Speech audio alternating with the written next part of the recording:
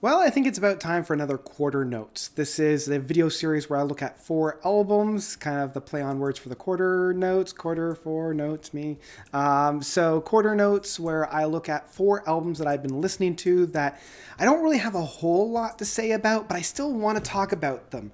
And I mean, the first couple of months of a new year is always my favorite because it gives me a chance to go back without any real pressure to any of the albums within the past year, like 2020, and just look at any albums that I missed. So, on with the show.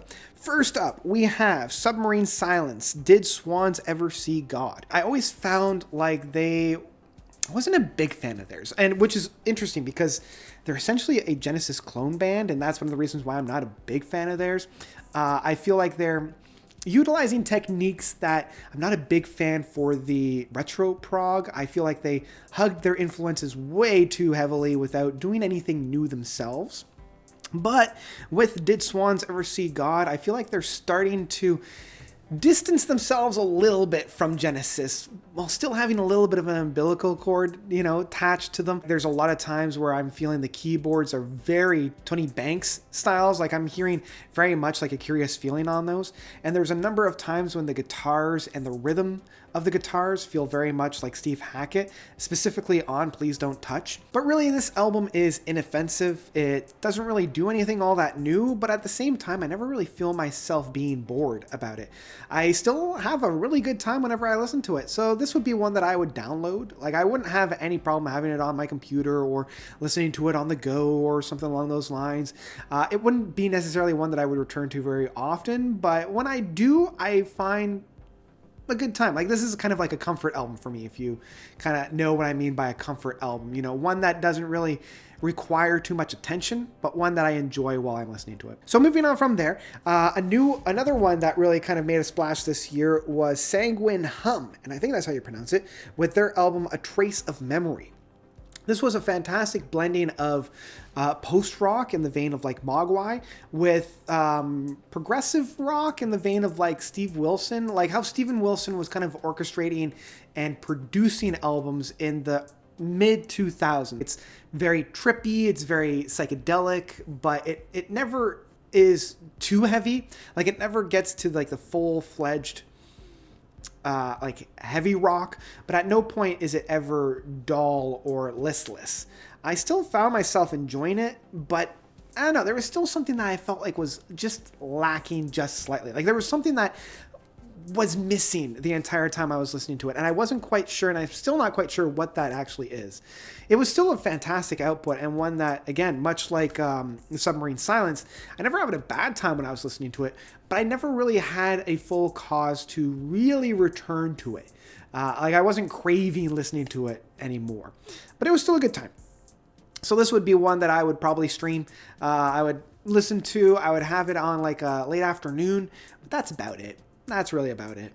Moving on, after I did a really deep dive of Logos last month within their Thousand Paper Cranes, I fell in love with the Italian progressive rock scene. So I went back and I started listening to some of the other stuff, specifically ones that were released last year.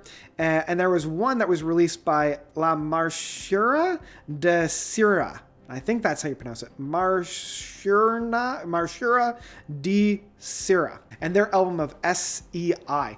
This one was fantastic. I thoroughly enjoyed this. I love how menacing this sounded at times. I loved how deep, how guttural it sounded. Like I felt like Logos was much more happy, bumping. This one was a lot more menacing and like and the whole thing had an overabundance of Mellotron, which I loved. I love the Mellotron. It felt like somebody took a Mellotron and cracked it open and let all the good juices spill out over every single track. I love how it opens up with this brilliant and deep 20-minute epic. It's never boring. I love the build-ups and the payoffs. I do feel like it does waver a little bit at times. Like there are a few moments when I'm like, I wonder if this could have been cut for time, but overall, the 20 minutes of that first track is just mwah. And then from there, we have 2 outstanding mini epics within like the 9 and 10 minute mark that kind of round off this album. So in terms of like a runtime and in terms of presentation, it was perfect in that sense. And this is an album that I would highly recommend if you're looking for something a little bit more off kilter. Like, it was kind of in the same vein as like Anecdoton and Engelard in terms of that menacing prog, like that darker acoustic, but over padded kind of an essence. I really thoroughly enjoyed this. And this is one that I would pick up in physical format. And in fact, I'm going to try to track it down. It's a great addition to any progressive rock outfit. I really, really did enjoy that. And rounding us all off within our collection here is actually a fans band. They reached out to me and they sent me their LP. And if you have a band and you send me your LP, specifically like their record, and I've got it here. Let's see here. Yeah, right here in my collection, right up above me. Here it is. So this is the Twangmen with their album of Triskel and Cascades. If you're looking for just straight up fun progressive metal instrumental works, this is great. I had a great time with these.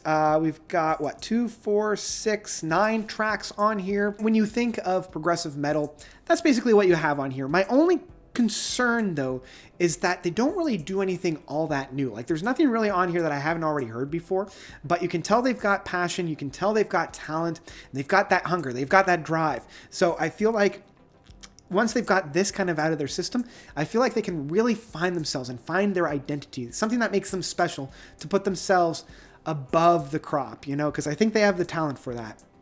I enjoyed myself, and if you like, as I mentioned, instrumental progressive metal, give these guys a listen, because I enjoyed it.